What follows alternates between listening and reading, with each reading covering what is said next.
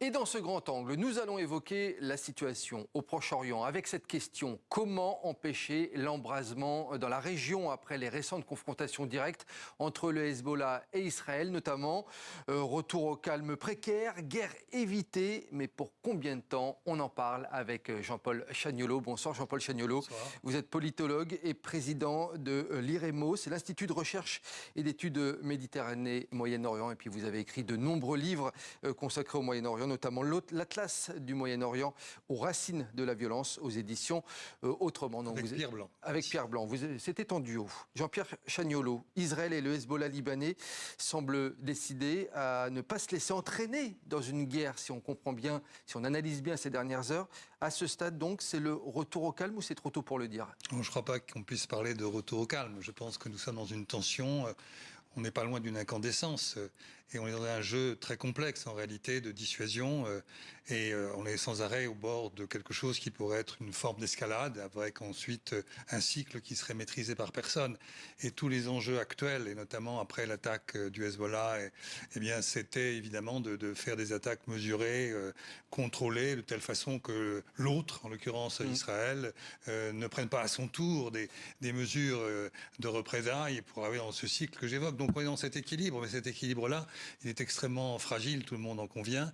Cela dit, je reste convaincu que ni l'un ni l'autre n'ont intérêt à un embrasement, disons, local et ensuite éventuellement régional, avec l'Iran peut-être. Donc on est dans cette situation-là qui est extrêmement délicate et qui peut à chaque instant basculer. Mais ça fait quand même des mois et des mois que nous sommes dans cette tension et où les acteurs essaient justement de ne pas se laisser entraîner complètement. Donc on cible il y a des militaires, mais pour l'instant on est dans cet équilibre-là. Mais c'est fragile, évidemment. Que l'on comprenne bien, Jean-Paul Chagnolot, ils sont mesurés actuellement. Quelle aurait été la ligne rouge qui aurait pu être franchie par l'une ou l'autre partie pour justement qu'il y ait une escalade? C'est très difficile de répondre à une question comme ça parce que chacun a sa ligne rouge et ne lit pas vraiment. Mais par exemple, à un moment donné, Hezbollah a évoqué la possibilité, dans une deuxième frappe qui n'a pas eu lieu pour le moment en tout cas, de frapper des villes. Et donc s'il y avait effectivement des morts civiles, là pour le coup, je pense que nous serions dans un engrenage. Et ce que Hezbollah justement a évité, il a bien dit qu'il visait des bases militaires, des bases où il y avait des munitions, mais pas de civils. Et c'est ça l'équilibre. Mais une fois encore, il est fragile. Mais par ailleurs, il y a tout ce qui se passe à Gaza. C'est un aspect de ce conflit multidimensionnel. Le Hezbollah qui a affirmé que la vie pouvait reprendre son cours normal au Liban. On pourrait presque être étonné par cette déclaration. Non, parce que ça conforte l'idée qu'il ne veut pas s'engager dans un conflit global avec Israël, qui est dans cette tension que j'évoquais. Et donc, au fond, cette déclaration, effectivement, elle est surprenante, j'en conviens, mais en même temps, elle est logique par rapport à ce qu'il veut faire. Nous avons été attaqués, un des chefs du Hezbollah a été assassiné par Israël. Nous avons répondu, mais on ne veut pas aller plus loin. Voilà le message. Et par conséquent, la vie peut reprendre son cours, étant entendu que c'est une vie incroyablement difficile, parce que d'un côté, il y a cette tension sur la frontière, et de l'autre, le Liban est dans une situation économique absolument catastrophique. Il y a les deux situations qui se télescopent et qui font que le Liban est dans probablement la pire situation qu'il ait jamais connue, à l'exception évidemment des années terribles de la guerre civile. On le rappelle, le Hezbollah qui a annoncé ce dimanche avoir lancé des centaines de drones et de roquettes sur Israël. Et cette attaque d'envergure, elle a été saluée par, vous en parliez, par l'Iran, allié du Hezbollah libanais. Oui, mais là encore, l'Iran a été humilié par l'assassinat de Ismaël Haniyeh il y a maintenant une dizaine de jours et avait promis de répondre. Et là, on voit bien aussi que l'Iran, vous savez, le pouvoir en Iran, contrairement à ce qu'on dit, c'est plutôt un archipel de pouvoir. Ça se joue de manière très complexe, sans doute. Et s'il y en a qui veulent effectivement riposter très fortement contre Israël, d'autres n'ont pas voulu le faire. Et pour l'instant, on a l'impression que c'est ceux-là qui l'emportent.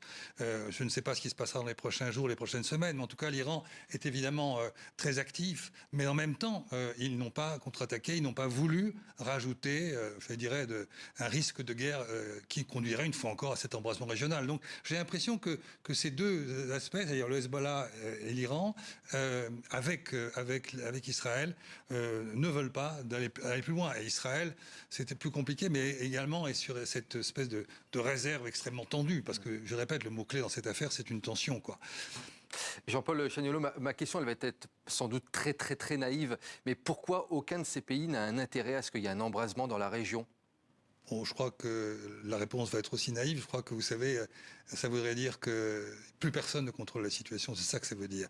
Chacun sait bien que si on franchissait un certain seuil d'affrontement, eh bien, plus personne ne pourrait rien arrêter. C'est-à-dire qu'à partir du moment où le cycle de ces représailles sont enclenchés, tout peut arriver. Et le Hezbollah a des moyens puissants. L'armée israélienne aussi. Donc dès lors qu'ils se mettent à utiliser ces moyens puissants, ça veut dire que des villes seraient touchées. Et à partir du moment où des villes seraient touchées, évidemment les Américains interviendraient aussi. Donc nous serions dans une espèce d'embrasement que plus personne ne pourrait contrôler. Et je pense que tout le monde serait perdant. Et la réponse à votre question, je crois, c'est que chacun sait bien que si on allait dans cette direction, on serait tous perdants. Cela dit, ça ne veut pas dire que ça ne peut pas arriver. Parce que justement, la rationalité d'un raisonnement stratégique, elle a ses limites dans les incidents qui peuvent arriver, dans les passions, évidemment, qui nourrissent tout ça, parce que c'est quand même fondamentalement un monde, celui-ci comme d'autres, fait de passions, d'idéologies, de rapports de puissance, où quelquefois la rationalité est évidemment balayée d'une manière ou d'une autre, même si on veut s'y tenir, comme c'est le cas actuellement. Et qui dirait embrasement régional, dirait aussi pays alliés de ces nations qui viendraient peut-être également participer au conflit. Et alors là, on ne contrôle plus rien, comme vous le disiez. En fait, les seuls qui interviennent à coup sûr, ils l'ont dit, ce sont les États-Unis. Les autres n'auraient pas intérêt à le faire. Mais c'est vrai qu'une fois encore, ce type de conflit, qui deviendrait pratiquement un conflit interétatique, même si le Hezbollah, c'est pas un État, bien entendu, mais il entraînerait le Liban. Donc on serait dans une situation que tout le monde redoute. Et justement, je pense vraiment que tout le monde serait perdant, quoi. Mais quand je dis tout le monde serait perdant, c'est tout le monde irait dans une tragédie dont chacun serait victime. Et du côté israélien, certains observateurs en Israël directement soulignent que Benjamin Netanyahou, le Premier ministre, veut éviter qu'Israël soit contraint justement de se battre sur deux fronts. Ça, c'est plus complexe. Je pense que Netanyahou, d'abord, il essaie de retarder la fin de cette guerre pour des raisons qui sont politiques, pour des raisons qui sont personnelles, pour des raisons aussi qui tiennent à l'agenda international. C'est-à-dire qu'au fond, il doit avoir en tête, évidemment, l'élection américaine du 5 novembre. Et si c'était Trump qui était élu, évidemment, la situation pour lui serait différente parce qu'il serait certain d'avoir un soutien inconditionnel. C'est pour ça qu'il joue la montre. Je pense qu'il joue la montre, bien entendu. Ça, c'est le premier point. Le deuxième point, c'est tout de même quelqu'un qui veut essayer d'aller le plus loin possible dans cette guerre qui est, à mon avis, sans issue à Gaza. On en est à plus de 40 000 morts aujourd'hui. Et à certains moments, les Occidentaux ont tendance à le lâcher un peu en disant on n'ira pas plus loin. Et dans ce cas-là, il se passe à chaque fois quelque chose.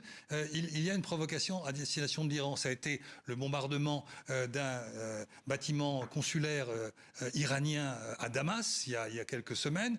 Ça a été ensuite l'assassinat d'Ismaël Haniyeh le jour de l'investiture du nouveau président iranien. Et c'est évidemment des provocations et dont qu'il aurait pu éviter. Et donc à ce moment-là, qu'est-ce qui se passe? Eh bien, il y a tout de suite un réflexe chez les Occidentaux et d'abord chez les Américains, mais pas seulement, pour dire on sera à côté d'Israël. Et donc il y a une sorte de manière de déplacer le conflit pour dire voilà, le conflit devient contre l'Iran et à ce moment-là, il faut être à côté d'Israël. Et on oublie la question de Gaza. C'est ça qui est un peu un jeu très, très pervers, très compliqué et malheureusement qui, je lisais encore tout à l'heure dans la presse, dans différents journaux d'ailleurs, français, anglais, israéliens, il y a de la famine à Gaza, des jeunes enfants meurent à Gaza. Dans Haaretz, on en parle, pas forcément dans toute la presse israélienne, mais c'est quand même terrible qu'il y ait des enfants, des jeunes enfants qui meurent de malnutrition à Gaza. Ça, c'est un fait politique terrible et dont on ne se préoccupe pas beaucoup, je crois, et c'est malheureux. Je rebondis sur ce que vous dites, Jean-Paul Chagnolot. L'ONU s'inquiète justement de sa capacité à fournir de l'aide humanitaire dans la bande de Gaza. Elle l'a annoncé hier. Ça rejoint ce que vous êtes en train de dire. Ça fait des mois que ça dure. Ça fait des mois que ça dure que les Israéliens, le gouvernement actuel en tout cas, Netanyahou, Galland et les autres, Smotrich, Ben-Gvir, ont très clairement dit qu'ils voulaient en fait taper sur la population parce qu'ils estiment que la population est à partie liée avec le Hamas. Ils ne font pas de distinction. On est à 40 000 morts. Et puis il y a le fait qu'ils ont bloqué, ils continuent de bloquer très largement l'aide alimentaire. Et on a même des choses quand même terribles. C'est qu'il y a maintenant un début d'épidémie de polio qui est en train de se développer d'après ce que disent les ONG et l'OMS.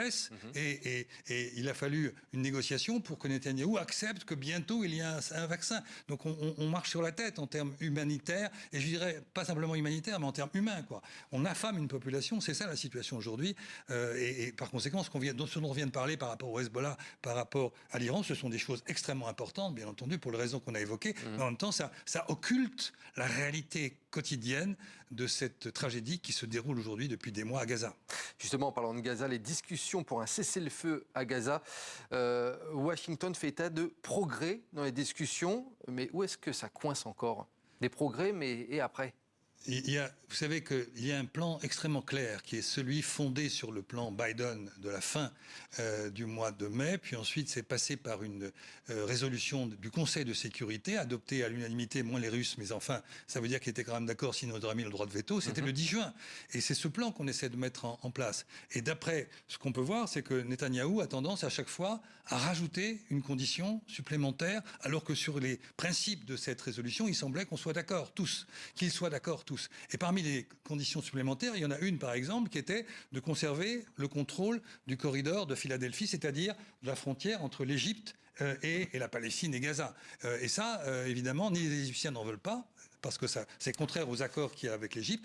Et puis, bien entendu, les Palestiniens n'en veulent pas non plus. Donc, on est dans cette zone où on avance, et puis tout d'un coup, il y a une condition supplémentaire, sans parler des provocations, et sans parler du fait, il faut en dire un mot tout de même, c'est que dans les négociations, Israël a assassiné le chef des négociateurs palestinien, qui est Ismaël Haniyeh. Évidemment, ça conduit à déstabiliser une négociation. C'est pas par hasard qu'on fait ça. Et donc, on est dans cette situation extrêmement tendue. Mais peut-être que malgré tout, il y a une chance infime, mais que malgré tout, enfin, on va arriver à cet accord qui est absolument essentiel, vital au sens propre, au sens premier du terme, pour les Palestiniens. Jean-Paul Chagnollaud, c'était la conclusion que je voulais que vous me donniez. Est-ce que vous êtes, vous, à titre personnel, assez optimiste sur ces discussions ? Je ne suis pas optimiste sur la situation parce que malheureusement les passions sont toujours là et les intérêts sont considérables, sont existentiels. Mais je pense que peut-être, pour rester sur une note optimiste, il y a une chance que ces négociations aboutissent. Mais elle est infime. Espérons qu'ils sauront la saisir. Et merci beaucoup, Jean-Paul Chagnollaud, d'avoir été notre invité dans ce grand angle ce soir. Merci beaucoup.